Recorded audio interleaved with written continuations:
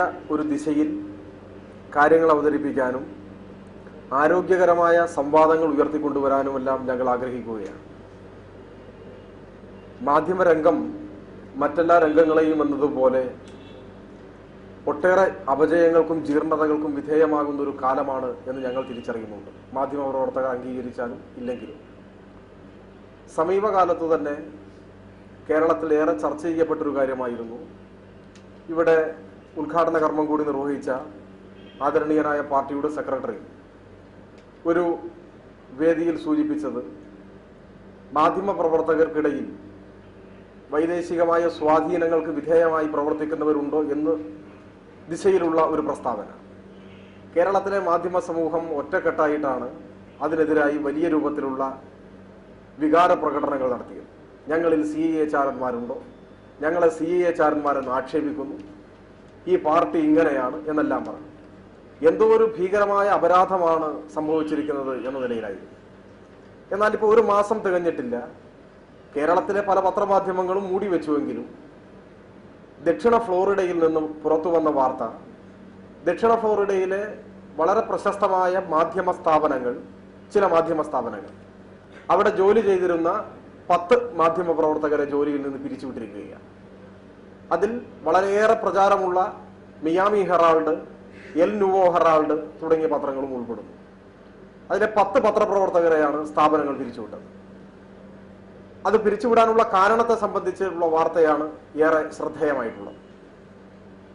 ഈ മാധ്യമങ്ങളിൽ ജോലി ചെയ്തിരുന്നവരായ മേൽപ്പറഞ്ഞ പത്രപ്രവർത്തകന്മാർ ഒരു ദശാബ്ദത്തിലധികമായി അമേരിക്കൻ CIAയുടെ കയ്യിൽ നിന്ന് പണം വാങ്ങിക്കൊണ്ട് ക്യൂബയ്ക്കെതിരായി നിരന്തരമായ വ്യാജ വാർത്തകൾ സൃഷ്ടിക്കുകയും പ്രചരിപ്പിക്കുകയും ചെയ്തു എന്ന് ബോധ്യപ്പെട്ടതിനെ തുടർന്നാണ് ഇവരെ ഈ മാധ്യമ സ്ഥാപനങ്ങൾ പിരിച്ചുവിടാൻ തയ്യാറായി.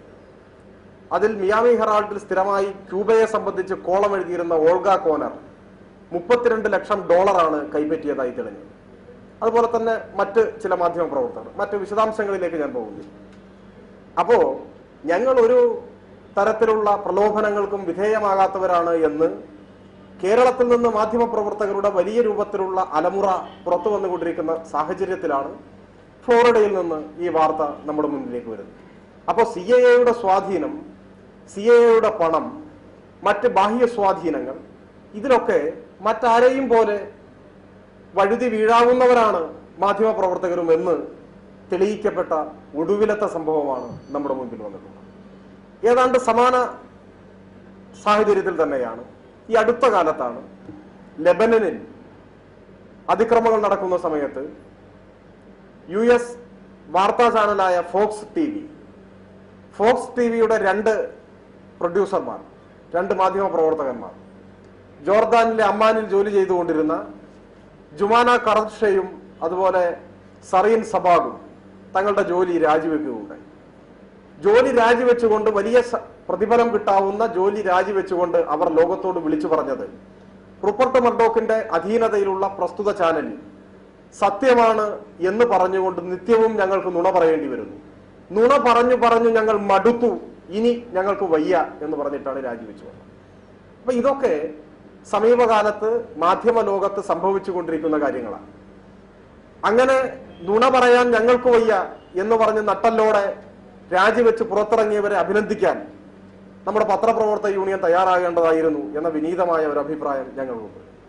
അവരിപ്പോഴും കയറുമായി നിൽക്കുകയാണ്. എവിടെയാണ് കാള പ്രസവിച്ചത് എന്ന് നോക്കിയിട്ട്, പ്രസവിക്കുന്നത് നോക്കി നിൽക്കുകയാണ്.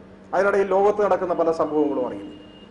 ഇത്തരമൊരു സാഹചര്യത്തിലാണ് തങ്ങൾക്ക് ഇഷ്ടമുള്ളതും തങ്ങളുടെ താല്പര്യങ്ങൾക്ക് അനുസൃതമായി നടപ്പിലാക്കാൻ കഴിയുന്നതുമായ കാര്യങ്ങളിൽ മാത്രം ശ്രദ്ധിച്ചുകൊണ്ടിരിക്കുന്ന മാധ്യമ സമൂഹത്തിലെ ജീർണതകളുടെ ഈ കാലത്ത് ഒരു സമാന്തര വഴിത്താര തെളിയിച്ചെടുക്കാനുള്ള ഏറ്റവും എളിമയുള്ളതെങ്കിലും ദൃഢമായ ശ്രമങ്ങൾ ഉണ്ടാകണം എന്ന് ഞങ്ങൾ ചിന്തിച്ചു. അധീശവർഗത്തിന്റെ എല്ലാ അസത്യ ജൽപ്പനങ്ങളെയും അച്ചടിമഷി പുരട്ടിയും ദൃശ്യചാരുത നൽകിയും വിശുദ്ധ സത്യമാക്കാൻ മത്സരിച്ചുകൊണ്ടിരിക്കുന്ന മാധ്യമങ്ങളുടെ പ്രളയ കാലമാണിത്. ഈ സമീപ സമയത്ത് മലയാളത്തിലെ ഒരു ദൃശ്യമാധ്യമം തങ്ങൾ നടത്തുന്ന ഒരു പരിപാടിയുടെ, അന്വേഷണാത്മക വാർത്താധിഷ്ഠിത പരിപാടിയുടെ 600ാം എപ്പിസോഡ്, എന്റെ ഓർമ്മ ശരിയാണെങ്കിൽ 600ാം എപ്പിസോഡ് ആഘോഷം ഇവിടെ വെച്ച് സംഘടിപ്പിക്കുകയുണ്ടായി. എല്ലാ സത്യങ്ങളെയും സംബന്ധിച്ചുള്ള വലിയ അന്വേഷണം നടത്തുന്ന ആളുകളാണ്. അവരാണ് കണ്ണൂർ ജില്ലയിൽ ജയകൃഷ്ണൻ എന്ന ഒരു അധ്യാപകൻ കൊല ചെയ്യപ്പെട്ടപ്പോൾ ഈ സംഘം അവിടെ പോയി കുട്ടികളെ കണ്ടു, ഓരോരുത്തരെയായി ഇന്റർവ്യൂ ചെയ്തു. ജയകൃഷ്ണൻ മാഷെ വെട്ടിയപ്പോൾ എന്തു തോന്നി? ഒരു കുട്ടി പറഞ്ഞു പേടി തോന്നി. അപ്പോൾ പറഞ്ഞു വാർത്താധിഷ്ഠിത പരിപാടിയിലെ അവതാരകൻ കുട്ടികൾക്ക് ഭയം തോന്നി. എന്താണ് അവിടെ സംഭവിച്ചത്? മാഷെ വെട്ടിയപ്പോൾ ചോര വന്നു. അപ്പോൾ ഇവിടെ പറയാണ് മാഷെ വെട്ടേറ്റപ്പോൾ ചോര വന്നു എന്ന് കുട്ടി പറയും. സാധാരണ ആളുകൾക്ക് വെട്ടേൽക്കുമ്പോൾ ചോര വരാറില്ല. കെ വി സുരേഷിനെ 37 കഷണമാക്കി കണ്ണൂരിൽ വെട്ടിക്കൊന്നപ്പോ ഈ ആളുകൾ നമ്മൾ അവിടെയൊന്നും കണ്ടില്ല. അവിടെ ദിനേന എന്നോണം വെട്ടേറ്റും മൃഗീയമായ പീഡനങ്ങളേറ്റും കമ്മ്യൂണിസ്റ്റുകാരും SFIക്കാരും DYFIക്കാരും എല്ലാം കൊല ചെയ്യപ്പെട്ടപ്പോ ഒരു കണ്ണാടിയും നമ്മൾ അവിടെ ഒന്നും കണ്ടില്ല. പക്ഷെ പറയുമ്പോൾ സ്വതന്ത്രമായ മാധ്യമ പ്രവർത്തനമാണ്. എങ്കിൽ എന്തുകൊണ്ടാണ് അതേ ചാനലിന്റെ നേതൃത്വത്തിൽ നടക്കുന്ന കൊള്ളരുതായ്മകൾക്കെതിരെ തിരിച്ചുവയ്ക്കാൻ കണ്ണാടികൾക്ക് സാധിക്കാതെ പോകുന്നത്?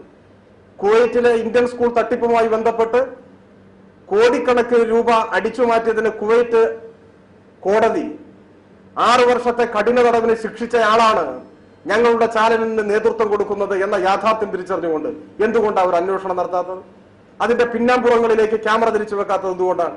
അന്താരാഷ്ട്ര കുറ്റവാളികളെ കൈമാറുന്നതിനുള്ള കരാർ ഇന്ത്യയും കുവൈറ്റും തമ്മിൽ ഒപ്പുവെക്കാത്ത ഒറ്റ കാരണം കൊണ്ട് ഇവിടെ മാന്യനായി വിലസുകയാണ് ഞങ്ങളുടെ മാധ്യമ സ്ഥാപനത്തിന്റെ മേധാവി എന്ന് പറയാൻ എന്തുകൊണ്ടാണ് സാധിക്കാതെ പോകുന്നത് ഈ നിഷ്പക്ഷ പത്ര മാധ്യമ ശൃംഖലയുടെ പ്രവർത്തകന്മാർക്ക്? ഹൈദരാബാദിലെ സെൻട്രൽ ജയിലിൽ സാമ്പത്തിക കുറ്റത്തിന് ഞങ്ങളുടെ മറ്റൊരു മേധാവി ജയിലിൽ കിടന്നിട്ടുണ്ട് 1 മാസം എന്ന് പറയാൻ സാധിക്കാതെ പോകുന്നത് എന്തുകൊണ്ടാണ്? ഏറ്റവും കൂടുതൽ പേർ വായിക്കുന്നു എന്ന് അവകാശപ്പെടുന്ന ദിനപത്രം മലപ്പുറം ജില്ലയിലെ പന്തല്ലൂരിലെ ഭഗവതി ക്ഷേത്രത്തിന്റെ 300 ഏക്കർ അനധികൃതമായി കൈവശം വെക്കുകയും കേരള ഹൈക്കോടതി വിധിന്യായത്തിലൂടെ അത് വിട്ടുകൊടുക്കാൻ ഉത്തരവിടുകയും ചെയ്യുന്നതിന്റെ പിന്നാമ്പുറങ്ങളിലേക്ക് എന്താണ് ഊളിയിടാൻ സാധിക്കാതെ പോകുന്നത്? ഇന്റഗ്രേറ്റഡ് ഫിനാൻസിനെ കുറിച്ച് ഇപ്പോഴും ഗൗരവതരമായ മാധ്യമ അന്വേഷണങ്ങളൊന്നും നമ്മുടെ മുൻപിൽ വന്നിട്ടില്ല. എത്ര പറഞ്ഞാലും നീട്ടിക്കൊണ്ടുപോകാൻ സാധിക്കുന്ന ഈ ഉദാഹരണങ്ങളിലേക്ക് ഞാൻ ഇനിയും സഞ്ചരിക്കണമെന്ന് ആഗ്രഹിക്കുന്നു. ഇതാണ് നമ്മുടെ കാലം. ഇതാണ് ഈ പറയുന്ന അന്തസ്സുള്ളവരും ധീരന്മാരും ഒക്കെയായ മാധ്യമ പ്രവർത്തകരുടെ മാധ്യമ പ്രവർത്തനത്തിന്റെ ഒരു യഥാർത്ഥ ചിത്രം. ഞങ്ങൾ ആഗ്രഹിക്കുന്നത് എല്ലാ സത്യങ്ങളും നമുക്ക് വിളിച്ചു പറയാൻ കഴിയണം. ഭിന്ന സ്വരമുള്ള സത്യങ്ങൾ, വിവിധ അഭിപ്രായങ്ങൾ തമ്മിൽ ഏറ്റുമുട്ടാൻ കഴിയണം. ആശയങ്ങൾ തമ്മിൽ സംഘടന ഉണ്ടാവണം. ഏറ്റുമുട്ടുന്ന അഭിപ്രായങ്ങളിൽ നിന്ന് അഗ്നി ചേർന്നുമ്പോഴാണ് അഭിപ്രായങ്ങൾക്ക് ആശയങ്ങൾക്ക് കൂടുതൽ തിളക്കമുള്ളത് എന്ന് ഞങ്ങൾ കരുതുന്നു. ഞങ്ങൾ തുടക്കം കുറിക്കുന്ന ഈ ജേണലും SFI ഇപ്പോൾ തുടർന്നു പോരുന്ന സ്റ്റുഡന്റ് മാസികയുമെല്ലാം ആ ദിശയിലാണ് കാര്യങ്ങളെ കാണുന്നത്. ഞങ്ങൾ ഞങ്ങളുടെ അഭിപ്രായങ്ങൾ ഏകപക്ഷീയമായി അടിച്ചേൽപ്പിക്കാൻ ശ്രമിക്കുന്നില്ല. ആരോഗ്യകരമായ സംവാദത്തിന് ഞങ്ങൾ വാതിലുകൾ തുറന്നിടുകയാണ്. അത് വ്യത്യസ്തമായ അഭിപ്രായഗതിയുള്ളവരെ അവരുടെ അഭിപ്രായങ്ങളെയും പരിഗണിച്ചുകൊണ്ട് അങ്ങനെ ഒരു തുറന്ന സംവാദം കൂടുതൽ സൂക്ഷ്മമായ ശരികളിലേക്ക്, കൂടുതൽ ശരിയായ ശരികളിലേക്ക് കൊണ്ടുപോകാൻ സമൂഹത്തെ പ്രേരിപ്പിക്കാൻ